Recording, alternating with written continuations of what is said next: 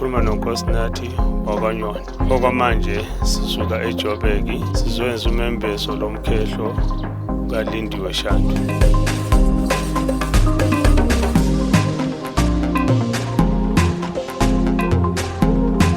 Yena ngathi ungumuntu olomoya ophansi, umuntu olesineke, umuntu olenhliziyo enhle, ungumuntu onakekelayo sonke isikhathi.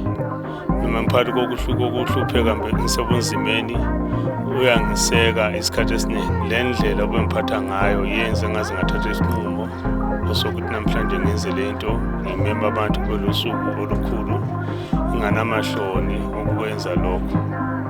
Ngoba ungibonisile ukuthi ungumama nje uyangithanda kakhulu, nami ngiyamthanda kakhulu.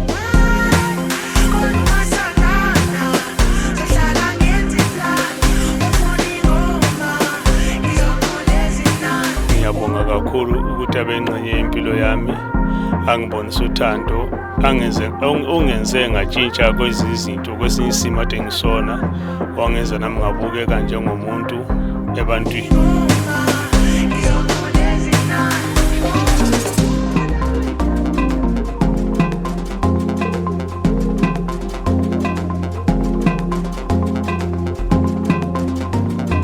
Ngifisa ukuthi angihloniphe, angibone njengomkhwenyana wakhe sonke isikhathi, njengoba bekwenza before.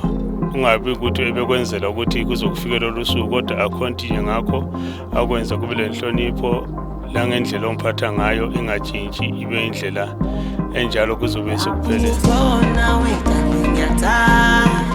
Sebenza ukho ngisho ngemali kodwa masana